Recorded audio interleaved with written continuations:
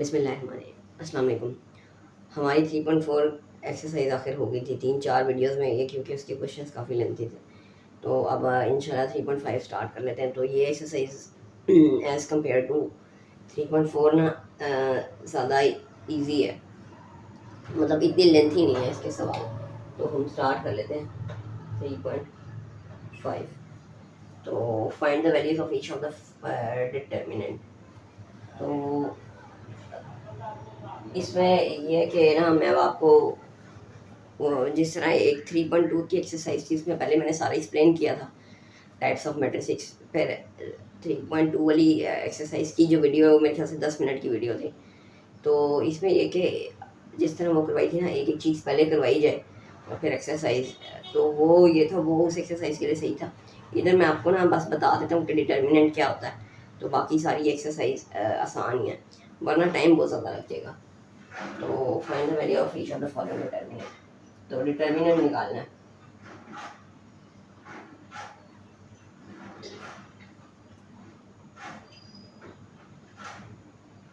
तो 10 5 4 6।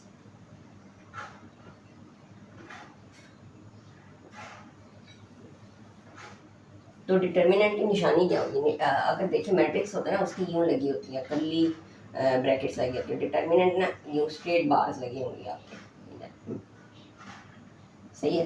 तो इसको डिटर्मिनेंट किसे कहते हैं? तो डिटर्मिनेंट बस सिंपल सा ही, आपने यूं इसको मल्टीप्लाई करना है और उसमें से माइनस कर देना है इसको, ठीक है। ठीक है, उसने ना बुक में कोई इस तरह का सवाल दिया नहीं है जिसमें उसने डायरेक्ट दिया हो, तो आप इसको बस डायरेक्ट यूँ करें, लेट ए, इसका नाम ए रखें और आगे ये लिखते हैं 10 5 4 6, इसका आपने नाम रख दिया ना। फिर आपने क्या करना है, determinant A is equal to 10 5 4 6 है, 10 multiply by 6 minus 4 multiply by 5। तो 10 6 है 60 माइनस 4 5 है 20। तो 60 माइनस 20 क्या आता है? 40 आता है, ठीक है। क्वेश्चन का नाम बी रख देते हैं। तो ये आपने जो भी नाम रखेंगे ना, मैट्रिक्स में नाम हम यूँ रखते थे डायरेक्ट बी, ठीक है। लेकिन इधर आपने इन बार्स लगा देनी है। बार्स लगाने के बाद आपने इनको मल्टीप्लाई करना है, -5। पहले बल्कि एक दफ़ा ये लिख लिएगा ताकि एग्जामिनर को ना पता चल जाए ये है कि ये, फिर आना है फार्मूले का माइनस, फार्मूले में माइनस आएगा था। फिर ये इनको ना ब्रैकेट में लिखा करें। तो जब आपकी प्रैक्टिस हो जाएगी ना 8 और -8, इसको क्रॉस मल्टीप्लिकेशन टाइप कहते हैं। तो 7 5 35 माइनस, इसके बाद आएगा -8 3 24। तो 8 3 24 और प्लस माइनस माइनस, ठीक है। तो ये क्या है, ये माइनस माइनस क्या हो जाएगा, प्लस -35 प्लस 24 कितना बनता है? -11। सही हो गया। 2 क्वेश्चन हो गए। तीसरा क्वेश्चन कर लेते हैं। इधर 3802। तो लेट ए नाम रखते हैं इसका, और फिर आप क्या लिखते हैं, ए का डिटर्मिनेंट किसके बराबर है? 3 × 2 minus 0 × 8, 3 2 6 minus 0 × 8 0 is equal to 6। ये आंसर था। Find whether the following matrix are singular और नॉन सिंगुलर।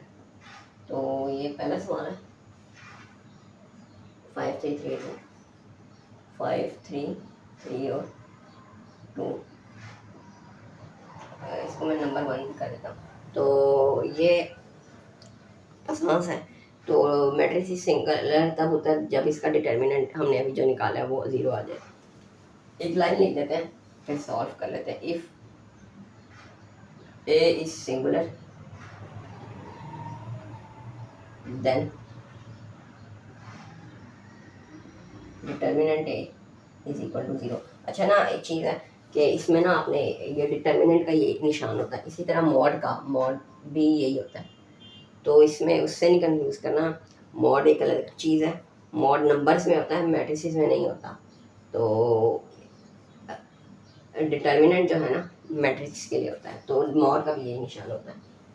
तो ये ए है। चलो अभी हम ये इसको निकाल लेते हैं एक करके, 5 3 3 2। तो इसको आगे ही कर लेता हूँ, 5 × 3 माइनस, ओ सॉरी 5 × 2 माइनस 3 × ब्रैकेट लगा देता हूँ। अगर ब्रैकेट नहीं भी लगाएंगे ना तब भी मसला नहीं होगा, मसला कब होगा वो बता दूंगा आगे। तो 5 × 2 10 minus 3 3 9 is not sorry is equal to 1, is not equal to 0। तो ए इज सिंगुलर है कि नहीं, नॉन सिंगुलर। अगर 0 आता, ठीक है, क्वेश्चन नंबर 2 कर लेते हैं। तो बी किसके बराबर है, 7 21 2 6, 7 21 2 6। आगे आपने यही लाइन लिख लेनी है, ये बी सिंगुलर है।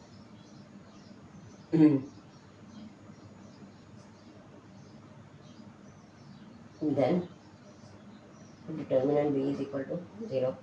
ठीक है, अब आप बी निकालेंगे, 7 6 21 और 2, तो 7 × 6 माइनस 21 × 2, तो 7 6 are 7 5 35, 7 6 are 42 minus 21 × 2, 21 2 are 42 is equal to 0। तो फिर आप क्या लिख देंगे, आप ये लाइन लिख दें, सिंस यहाँ पर लिख दें determinant B is equal to 0, therefore B is singular.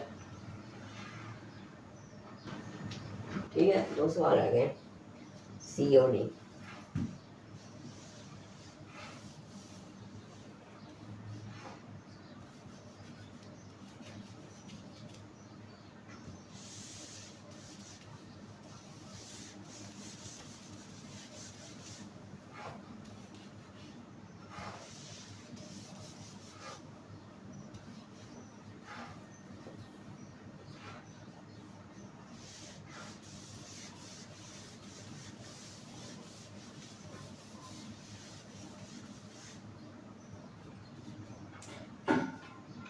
तो क्वेश्चन नंबर 3 क्या है, 13 3 13 5 7 3 13 5 7 3।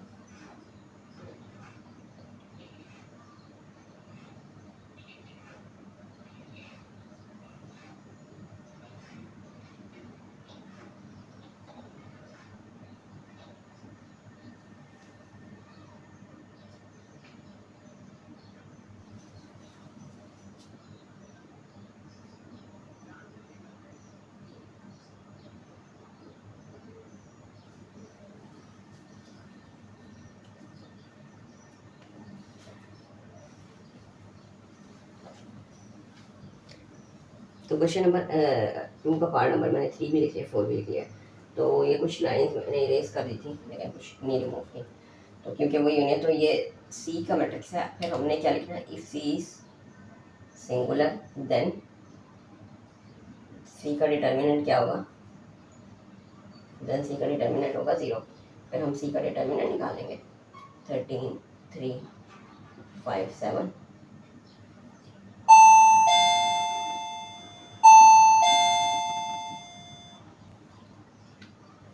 13 × 3 माइनस 5 × 7, 13 3 ज़ा क्या बनता है, 10 20 30 39, और 7 5 ज़ा क्या बनता है, 35, और ये क्या आ गया 4, और बल्कि मैं इधर ही कर लेता हूँ, is equal to 4 is not equal to 0।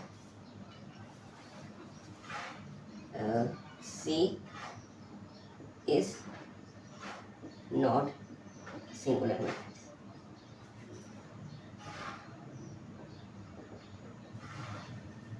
ठीक है, अब ये वाला कर लेते हैं। तो इसमें if D is singular then determinant of D is equal to 0। इसको क्या कहते हैं, डिटर्मिनेंट ऑफ डी। तो हम निकाल लेते हैं डिटर्मिनेंट ऑफ डी। तो ये बनेगा 2 0 0 0। तो इसको इधर ही कर लेते हैं, 2 इंटू 0 माइनस 0 इंटू 0। तो 2 इंटू 0 क्या हो गया, 0 माइनस 0। तो 0 माइनस 0 0। तो since determinant d is equal to 0, therefore it is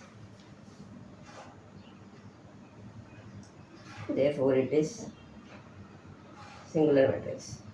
ठीक है, सिंगुलर मैट्रिक्स ये आप लिख लेना मुझे। तो अब हम कर लेते हैं क्वेश्चन नंबर 3। तो ये क्वेश्चन बहुत ही आसान सा, बस कॉमन सेंस यूज़ करनी है। तो कह रहे हैं कि एक्स की वैल्यू निकालनी है अगर डिटर्मिनेंट क्या है, सिंगुलर है। तो ये हमने अभी पिछले क्वेश्चन में किया था कि इफ़ ए इज सिंगुलर, अगर ए सिंगुलर है तो क्या होता है, ए का डिटर्मिनेंट क्या होता है, 0। ठीक है, अब हम ए का डिटर्मिनेंट निकाल लेते हैं। x 6 5 और 15। तो ये हो जाएगा x इंटू 15 माइनस 6 इंटू 5। तो x इंटू 15 क्या हो जाएगा, 15x माइनस 6 5 30। यहाँ तक हो गया। आगे क्या था कि डिटर्मिनेंट किसके बराबर है, since determinant is equal to 0। तो ये क्या है, ये ए डिटर्मिनेंट ही है ना, तो ये 15x, इसको ना मैं इधर कर लेता हूँ, 50 देन 15x माइनस, ये 15x माइनस 30 क्या है, ये तो डिटर्मिनेंट ही है। तो इसको क्या कर देंगे, 0 के इक्वल। अब 30 इधर क्या हो रहा है, माइनस, तो उधर जाके क्या हो जाएगा, प्लस। और ये 15 इधर x के साथ क्या हो रहा है, मल्टीप्लाई, उधर जाकर डिवाइड। तो 15 होगा 30। तो x की वैल्यू क्या है। इसके बाद हम कर लेते हैं क्वेश्चन नंबर 4। तो find the adjoint of the matrices.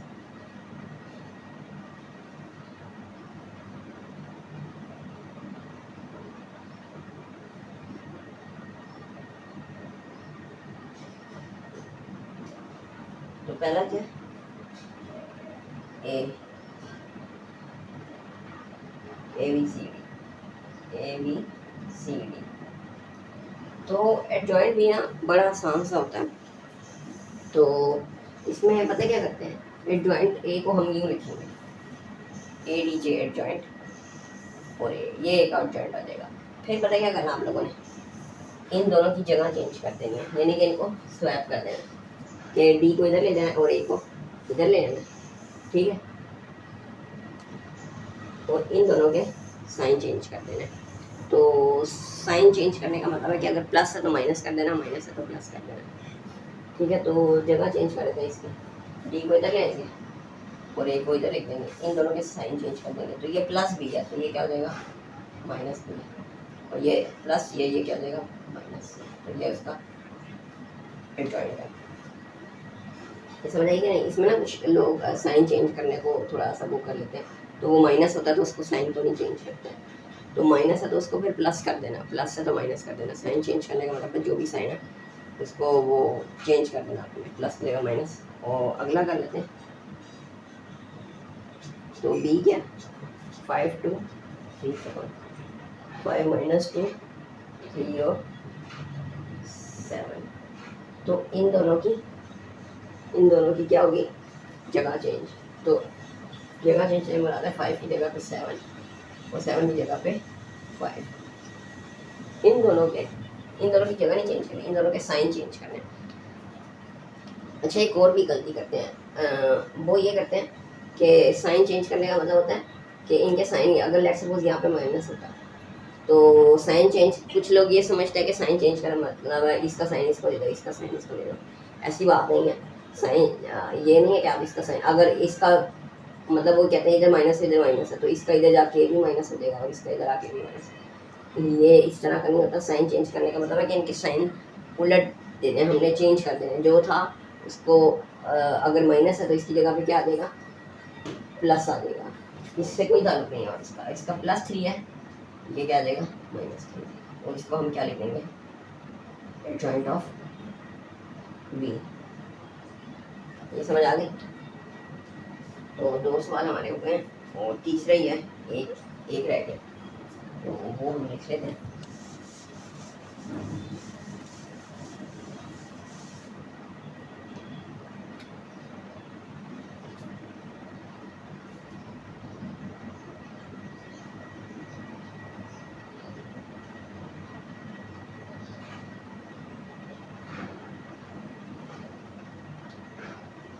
अच्छा, क्या लिखेंगे हम, एडजॉइंट ऑफ सी। देखें ये चीज़ मैं आपको ना दोबारा बता देता हूँ। इन दोनों को स्वैप कर देना आपस में की जगह। 2 को इधर -3 की जगह पे लिखेंगे और -3 को इधर लिखेंगे। ये बात समझ आ गई, इन दोनों की जगह। फिर जब हम ये कहते हैं ना कि इन दोनों की जगह चेंज होंगी और इन दोनों के साइन चेंज होंगे, तो कुछ लोग ये समझते हैं कि इसका साइन इसको दे दिया जाएगा और इसका साइन इसको दे दिया जाएगा, यानी कि ये +5 इधर आ जाएगा, -3 इधर आ जाएगा। ऐसा कुछ भी नहीं है, ठीक है। इसका इससे कोई भी ताल्लुक नहीं है। साइन चेंज करने का मतलब अगर इधर +5 है तो इधर आपने -5 कर देना, और इधर -3 है तो +3 कर देना, ठीक है। ये चीज़ समझ आई कि नहीं, वरना एक गलती हो जाती है। गलती होती है कि अगर दोनों जगह माइनस हो तो साइन चेंज करने का मतलब इसका साइन अगर आप इसको दोगे तो वो भी माइनस ही रहेगा। ऐसा कुछ भी नहीं करना। साइन चेंज करने का क्या मतलब है, ये माइनस है तो इसको प्लस कर दो और ये प्लस है तो इसको माइनस कर दो आप, ठीक है। ये साइन चेंज वाली बात। इन दोनों की आपस में जगह चेंज, इन दोनों का अपना अपना साइन चेंज कर देना, ठीक है। इन दोनों की जगह चेंज, इन दोनों का आपस में साइन चेंज, ठीक है। इतना ही है। बाकी जो वीडियो है ना वो नेक्स्ट पार्ट में अपलोड होगी इंशाल्लाह। तो 5, 6, 7 और 8 क्वेश्चन रह गए, वो इंशाल्लाह नेक्स्ट पार्ट में बाकी ये कि आपको मुझे समझ आ गई होगी। जो कोई क्वेश्चन हो तो वो फिर आप पूछ लेगा क्लास में या वीडियो अपलोडेड थे तो वो कमेंट में। तो आज के लिए इतना ही। अल्लाह हाफिज़।